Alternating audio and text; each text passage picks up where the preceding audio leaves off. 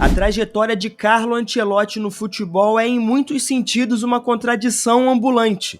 Para os críticos, ele é o técnico sem tática, o homem do vestiário que triunfa muito mais pela diplomacia do que pela prancheta. Mas para os jogadores que o tiveram como comandante, Ancelotti é muito mais do que um simples pacificador. Ele é um estrategista silencioso e um vencedor nato. A sua história como técnico começa oficialmente em 1995, quando recebeu a primeira grande oportunidade, o comando da Reggiana. O clube, modesto e tradicional da cidade de Reggio Emilia, disputava a Série B do campeonato italiano. A missão era clara: recolocar o clube na elite do futebol italiano. E ele cumpriu. Com um trabalho marcado pelo equilíbrio tático e pelo senso de coletividade, Ancelotti levou o time ao 4º lugar da Série B, conquistando o acesso para a Série A, um feito que já mostrava que ali havia muito mais do que um treinador promissor. Havia um líder.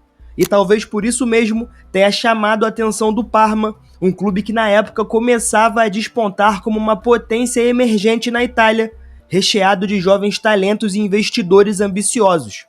Assim, em 96, Ancelotti assumia o comando do clube. Um time vibrante, com nomes como Buffon, Fábio Cannavaro e Hernan Crespo, todos ainda nos primeiros anos de suas carreiras. O desafio era diferente. Ali, o foco não era simplesmente sobreviver na elite, mas lutar por posições de destaque em um campeonato italiano que vivia o seu momento de ouro. Ancelotti sabia que precisaria mais do que simples organização defensiva. Ele precisaria fazer os seus jovens talentos voarem. E é exatamente isso que ele tentou fazer. Em sua primeira temporada completa à frente do clube, ele levou o Parma ao 2º lugar da Série A, ficando atrás apenas da Juventus. Foi a melhor campanha da história do clube até aquele momento. A equipe mostrava intensidade, triangulações ofensivas e uma sólida linha defensiva. Mas o sucesso precoce cobrou seu preço. Na temporada seguinte, 97-98, o Parma caiu de rendimento. As expectativas se tornaram irreais e os resultados passaram a não acompanhar o investimento e a pressão aumentou. Ancelotti foi demitido em 98, mesmo com um saldo positivo e com boa parte da torcida ao seu lado. No entanto, o ciclo no Parma, embora breve, o colocaria no radar de um dos maiores clubes do mundo, a Juventus. Assumir a Juve era sem dúvidas o maior desafio da carreira de Ancelotti até então. O clube vinha de um histórico recente de sucesso, incluindo conquistas europeias, e contava com nomes como Zidane, Del Piero e companhia. A expectativa era sempre vencer, não apenas competir. A missão era clara, mas as dificuldades não demoraram a aparecer. Ancelotti chegou em fevereiro de 99, substituindo Marcelo Lippi. O time ainda disputava a Liga dos Campeões e estava vivo na briga pelo título italiano, mas o clima não era dos melhores. A diretoria vivia um momento de instabilidade e parte da torcida nunca comprou muito bem a ideia de Ancelotti, isso muito em função da sua ligação com o Milan, clube onde brilhou como jogador. Mesmo assim, ele tentou impor o seu estilo. Ele tentou resgatar a solidez defensiva da equipe, reorganizar o meio-campo e construir um ataque mais funcional ao redor de Del Piero e Inzaghi. Mas os resultados oscilaram. Em sua primeira meia temporada, ele terminou a Série A em 7º lugar, um resultado considerado decepcionante para os padrões da Juventus. Na temporada seguinte, 99-2000, houve uma evolução. A Juventus fez uma campanha sólida, disputou ponto a ponto o título com a Lazio, mas acabou como vice-campeã. No entanto, o desempenho na Champions League foi decepcionante, uma eliminação precoce na fase de grupos. O cenário se repetiu na temporada 2000-2001, vice-campeonato nacional, dessa vez atrás da Roma, e frustrações em âmbito europeu. O ciclo, portanto, parecia fadado à frustração. A Juventus, uma máquina de cobrar resultados, decidiu então encerrar o ciclo. Em junho de 2001, Ancelotti foi demitido. Mas essa demissão, ao contrário do que se poderia imaginar, não abalou a sua reputação. Muito pelo contrário, o trabalho na Juventus, mesmo sem títulos, foi visto como maduro, estável e revelava um treinador que já sabia lidar com estrelas e com pressão. Ele havia mostrado mais uma vez que sabia competir em alto nível. Era sim o fim de um ciclo, claro, mas também o prenúncio de um novo capítulo, talvez o mais importante de toda a sua carreira, que começou em um momento de crise no Milan. Na temporada 2001-2002, o time vivia uma certa instabilidade e foi então que em novembro de 2001, Ancelotti recebeu o convite para assumir o clube no meio da temporada. A diretoria queria alguém que entendesse a identidade do Milan, e Ancelotti, ex-jogador e campeão com o clube, parecia ser a escolha natural. Logo de cara, ele entendeu que precisava reorganizar a casa. O Milan tinha talento, mas era um elenco ainda desequilibrado. A prioridade, portanto, foi devolver ao time uma base sólida e competitiva. A primeira temporada terminou sem títulos, mas com uma boa campanha na Liga dos Campeões e o sinal claro de que havia potencial. E na temporada seguinte, 2002-2003, esse potencial se transformaria em conquista. Ancelotti montou um time que unia talento com obediência tática. A sua maior ousadia na época foi recuar Andrea Pirlo para jogar como volante, uma decisão que parecia arriscada, mas que acabou mudando a história recente do futebol. Foi ali, sob o comando de Ancelotti, que o italiano se reinventou como um regista, o cérebro de uma equipe que dominava o meio-campo com inteligência, não apenas com força.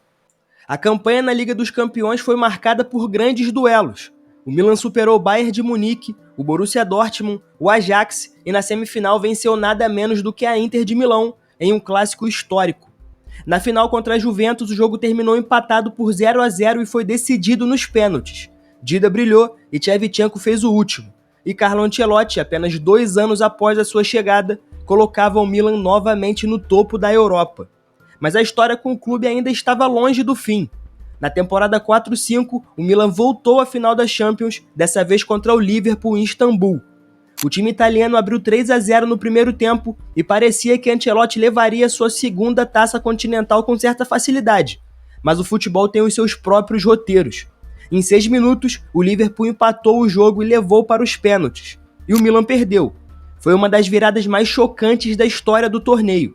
Para muitos, uma cicatriz eterna. Mas para Ancelotti, uma ferida que ele se recusaria a deixar aberta. E como sempre, ele respondeu com trabalho. 2 anos depois, em 6-7, o Milan estava de volta à final da Champions League. E o adversário era o mesmo Liverpool. Mas dessa vez, a história seria diferente. Com o Kaká no auge, Inzaghi inspirado e uma defesa sólida, o Milan venceu por 2-1 e se vingou da derrota em Istambul. Era a segunda Champions League de Ancelotti como treinador, um feito que o colocava em um patamar reservado a poucos. Ainda naquele mesmo ano, veio o Mundial de Clubes da FIFA. O Milan enfrentou o Boca Juniors na final e goleou por 4-2. O time, que já era consagrado na Europa, agora conquistava o mundo. E Ancelotti, que sempre carregou a fama de um técnico simples, sem fórmulas mágicas, agora era um bicampeão europeu e campeão mundial.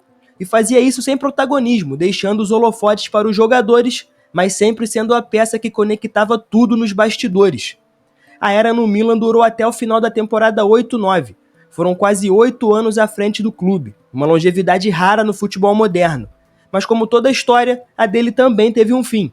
A equipe começou a cair de rendimento e Ancelotti sentia que era hora de buscar novos desafios. O ciclo mais emblemático da sua carreira havia chegado ao fim e era hora de atravessar o Canal da Mancha. Portanto, em junho de 2009, Carlo Ancelotti assumiu o Chelsea, clube que ainda buscava o seu primeiro título europeu e que sob Roman Abramovich havia se tornado um dos protagonistas da Premier League. Em sua primeira temporada, o italiano promoveu uma revolução silenciosa. Ele montou um time equilibrado, ofensivo e letal, que terminou a temporada 9-10 como campeão do campeonato inglês com 103 gols marcados, um recorde. Além disso, conquistou a Copa da Inglaterra naquela mesma temporada. Era a primeira vez que o Chelsea conquistava a dobradinha nacional. A segunda temporada, porém, não teve o mesmo brilho. O Chelsea foi vice-campeão inglês e não conseguiu avançar na Liga dos Campeões. O desempenho foi o suficiente para encerrar o ciclo e Ancelotti foi demitido ao fim da temporada 10-11. Mesmo com títulos recentes e boa relação com o elenco, o trabalho foi interrompido. E Ancelotti mais uma vez saiu sem alarde, mas seguiu sendo cobiçado. Após alguns meses fora do futebol, ele foi anunciado no dia 30 de dezembro de 2011 como novo treinador do PSG. O clube francês havia acabado de ser adquirido pelos investidores do Catar e estava em plena reformulação. O projeto era claro: tornar o PSG um gigante europeu. E para isso, era necessário um treinador experiente. Ancelotti, com seu currículo recheado, era o nome ideal para conduzir o time na transição entre a tradição e a modernidade. Na primeira temporada, ele assumiu no meio do caminho e quase venceu a Ligue 1. terminou como vice. Mas na temporada seguinte, com um elenco mais robusto e reforçado por jogadores como Ibrahimovic, Thiago Silva, Verratti e Lucas Moura, o PSG conquistou o título francês de 12-13. Era o primeiro grande troféu da nova era do clube e, mais uma vez, sob a liderança tranquila e eficiente de Ancelotti. Porém, apesar da conquista, Carlo não estava convencido a seguir no projeto. Ao final da temporada, manifestou seu desejo de deixar Paris. E o motivo? Um convite irrecusável, o Real Madrid. Era a hora de comandar o maior clube do mundo, de lutar pela Champions League com o time mais obcecado por ela, de trabalhar com Cristiano Ronaldo, Sérgio Ramos e companhia. Era o desafio definitivo para qualquer treinador e Ancelotti estava pronto. O italiano assinou por 3 temporadas e trouxe com ele um velho conhecido, Zinedine Zidane, agora como auxiliar técnico. O objetivo era claro, construir um time competitivo e vencedor. E o elenco era estelar, mas não era apenas de talento que o Real precisava, era de direção. Logo na primeira temporada, Ancelotti mostrou por que era chamado de o treinador dos jogadores. O seu estilo tranquilo, avesso a polêmicas, foi fundamental para devolver o equilíbrio ao ambiente. Ele fez ajustes pontuais, reinventou Di Maria como um meia versátil e organizou um trio ofensivo letal, o BBC, Bale, Benzema e Cristiano. E os resultados vieram. Em abril de 2014, o Real Madrid venceu o Barcelona por 2-1 na final da Copa do Rei, com um gol antológico de Bale em arrancada desde o meio-campo. Era o primeiro título da temporada, mas o verdadeiro objetivo estava mais à frente, a Liga dos Campeões. O Real Madrid não ganhava a Champions desde 2002 e a tão sonhada La Décima, o 10º título europeu do clube, já havia se tornado uma obsessão coletiva. Na semifinal, o time de Ancelotti aplicou um 4-0 impiedoso sobre o Bayern de Munique em plena Allianz Arena. E na final, no Estádio da Luz, em Lisboa, enfrentou o rival Atlético de Madrid. O jogo foi uma verdadeira batalha. O Atlético vencia por 1-0 até os 48 minutos do segundo tempo. Mas então veio o milagre. Escanteio de Modric, cabeçada de Sérgio Ramos, gol. O empate forçou a prorrogação e aí o Real Madrid atropelou. Bale, Marcelo e Cristiano completaram a virada. Terminou 4-1 e o Real Madrid enfim conquistava a 10ª Liga dos Campeões da Europa. E Carlo Ancelotti entrava para a história como um técnico que comandou a tão esperada conquista. Era a sua 3ª Champions como treinador. Porém, mais do que vencer, ele havia reconstruído um time emocionalmente abalado. A paz voltou ao Santiago Bernabéu. Ele havia conquistado o título mais desejado e, ao mesmo tempo, restaurado o orgulho do torcedor madridista. Porém, como de costume no Real Madrid, o sucesso tem prazo de validade. Na temporada seguinte, 14-15, o time começou voando. Tudo indicava que aquele Real poderia marcar época. Só que a temporada mudou de tom. Uma sequência de lesões, desgaste físico e escolhas controversas colocaram o time em xeque. O Real foi eliminado nas semifinais da Champions League pela Juventus e perdeu o título espanhol para o Barcelona. Apesar da boa campanha, o clube terminou sem títulos relevantes em 2015 e para Florentino Pérez isso era inaceitável. No fim de maio, o presidente anunciou a demissão de Ancelotti. Após a saída, ele optou por tirar um ano sabático, passou um tempo com a família, viajou, enfim. Mas não demorou muito para que outro gigante batesse à sua porta. No dia 20 de dezembro do mesmo ano, o Bayern de Munique anunciou oficialmente que Carlo Ancelotti seria o sucessor de Pep Guardiola. Era uma transição simbólica, de um técnico metódico e inovador para um mais sereno e adaptável.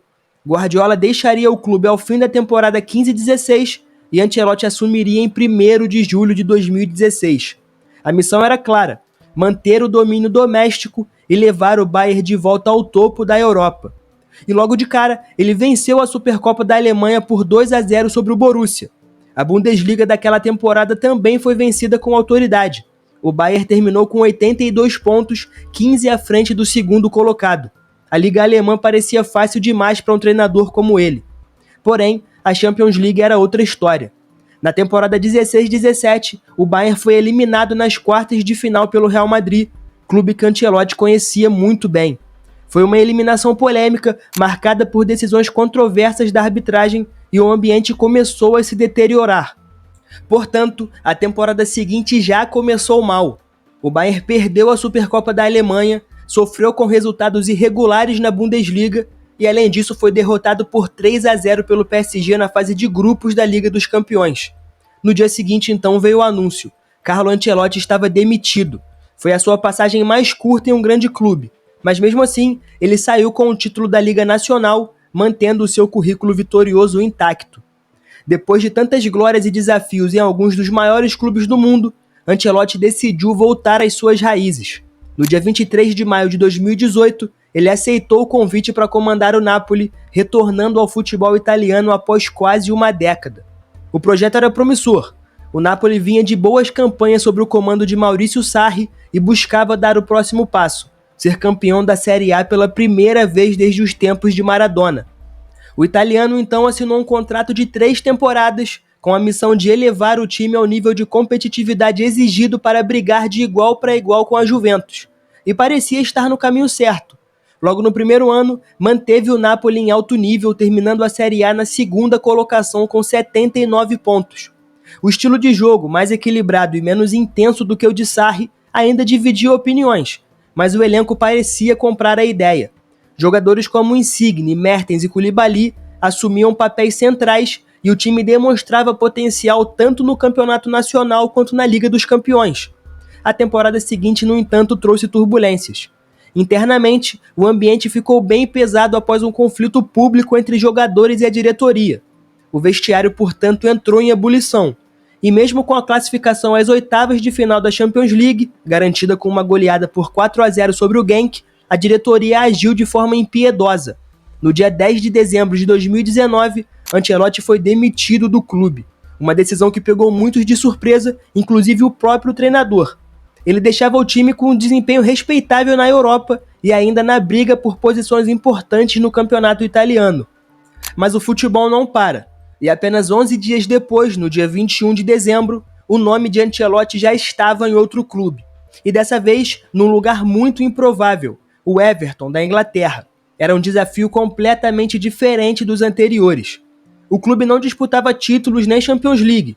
Era um time de tradição, claro, mas que buscava estabilidade e ambição. A chegada de um técnico do porte de Ancelotti foi tratada como uma espécie de revolução silenciosa. A torcida viu no italiano a possibilidade de finalmente sonhar alto. Na prática, o que ele entregou foi organização, credibilidade e uma boa base para o crescimento. Ele trouxe consigo jogadores de confiança como James Rodrigues, com quem já havia trabalhado no Real Madrid, e ajudou a desenvolver nomes como Calvert-Lewin e Richarlison, que explodiram sob sua orientação. Na temporada 2021, o Everton chegou a liderar a Premier League nas primeiras rodadas e terminou o campeonato na 10ª colocação. Nada extraordinário, mas dentro do que se esperava, especialmente considerando o orçamento limitado e a profundidade do elenco. Porém, mais importante do que os resultados foi o impacto que Ancelotti teve no clube. Ele elevou o nível da instituição, reorganizou a mentalidade do vestiário e mostrou que o Everton poderia sim atrair jogadores e competir com mais ambição. Porém, ainda havia algo que o chamava, uma ligação que nunca se rompeu. E foi quando o Real Madrid bateu novamente à sua porta, ele não pôde deixar de atender. Mesmo sem planejar sair tão cedo do Everton, ele aceitou o convite. E foi então que no dia 1º de junho de 2021, o Real Madrid anunciou oficialmente: Carlo Ancelotti estava de volta ao Santiago Bernabéu. O treinador italiano retornava ao clube com um desafio tão simbólico quanto técnico: recuperar o protagonismo europeu e rejuvenescer um elenco que já dava sinais de desgaste. O treinador voltava à elite com o Real em reconstrução, mas com talento de sobra: Benzema, Modric, Toni Kroos, Casemiro e agora novos nomes como Vinícius Júnior e Rodrigo. Na sua temporada de reestreia, Carleto entregou muito mais do que o esperado. O Real Madrid conquistou a Supercopa da Espanha e a La Liga com folga, mas foi na Champions League que ele cravou mais uma vez o seu nome na eternidade. Com vitórias históricas sobre o PSG, Chelsea, Manchester City e na final o Liverpool, todas recheadas de drama, viradas e momentos épicos, Ancelotti se tornou o primeiro treinador da história a conquistar a Liga dos Campeões 4 vezes. Era só a 5ª no total, contando como jogador. E ainda mais, com o título da La Liga, ele se tornou o único técnico a vencer as 5 grandes ligas europeias: Itália, Inglaterra, França, Alemanha e Espanha. Um feito que parecia inatingível. Mas o sucesso continuava. Em janeiro de 2023, o Real Madrid venceu o Mundial de Clubes disputado no Marrocos. Na final, os merengues atropelaram o Al Hilal com um sonoro 5-3, liderados por um Vinícius Júnior absolutamente decisivo, símbolo de uma nova geração moldada por Ancelotti. O trabalho impecável rendeu o reconhecimento da diretoria. Em dezembro de 2023, o contrato do treinador foi renovado até junho de 2026. A extensão do vínculo foi interpretada como uma resposta direta às crescentes especulações sobre o seu futuro, e não eram especulações pequenas. Desde meados de 2022, a CBF vinha flertando abertamente com Ancelotti. Após a saída de Tite e uma série de interinos e opções descartadas, o nome do italiano passou a ser ventilado como uma única unanimidade possível. O então presidente da CBF, Edinaldo Rodrigues, chegou a garantir publicamente que Ancelotti assumiria a seleção em 2024. Enquanto isso, Carleto seguia fazendo história.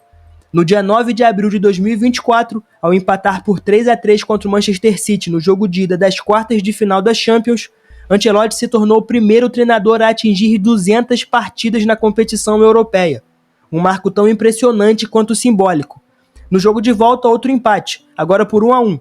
Mas nos pênaltis, o Real Madrid avançou por 4-3, eliminando o então campeão europeu. Era mais uma página escrita à mão por um técnico que parecia dominar como ninguém o roteiro da Liga dos Campeões. Afinal, ele foi campeão de novo da competição nessa temporada, após vencer o Borussia na final por 2-0. No mata-mata, ele eliminou o City, já citado, o PSG e o Bayern de Munique, campanha lendária. Porém, nem todos os finais são perfeitos. Na temporada 24-25, a atual, o Real Madrid sofreu uma queda de rendimento inesperada. O time foi eliminado nas quartas de final da Champions League pelo Arsenal, perdeu a final da Copa do Rei para o Barcelona e também foi derrotado na Supercopa da Espanha. Um triplo golpe que fez a diretoria começar a repensar o ciclo. Ancelotti, por sua vez, já sentia que se aproximava do fim e do outro lado do Atlântico, o Brasil ainda esperava. Com a seleção brasileira enfrentando uma das piores crises de identidade da sua história recente, sem títulos, sem estabilidade técnica e com um grupo de jogadores jovens em busca de direção, a CBF viu ali a chance de enfim concretizar o seu plano. Portanto, hoje, no dia 12 de maio de 2025, a notícia foi oficializada. Carlo Ancelotti é o novo técnico da seleção brasileira. Ancelotti vai deixar o Real Madrid após o último jogo da La Liga contra a Real Sociedade e assumirá a seleção brasileira no dia 26 de maio de 2025. O seu contrato é válido até a Copa do Mundo de 2026 e a missão é clara: resgatar o orgulho e a competitividade da camisa mais pesada do futebol mundial. Pela primeira vez em mais de 60 anos, o Brasil será comandado por um técnico estrangeiro. Mas Ancelotti é muito mais do que isso. É um mestre da gestão de grupo, um especialista em grandes decisões, um técnico que se reinventa sem perder a essência. Ele chega com respeito, currículo e, acima de tudo, um profundo entendimento do que significa lidar com estrelas e criar campeões. O seu maior desafio é fazer o Brasil voltar a ser o Brasil. E agora, a pergunta que todo mundo do futebol se faz: será que Ancelotti é o homem certo para recolocar o Brasil no topo do mundo? Será que dessa vez finalmente o Hexa vem? Deixa aí nos comentários a sua opinião que eu quero saber. Esse foi o Analisando o Jogo, seu espaço de análises e histórias sobre o esporte. Até a próxima.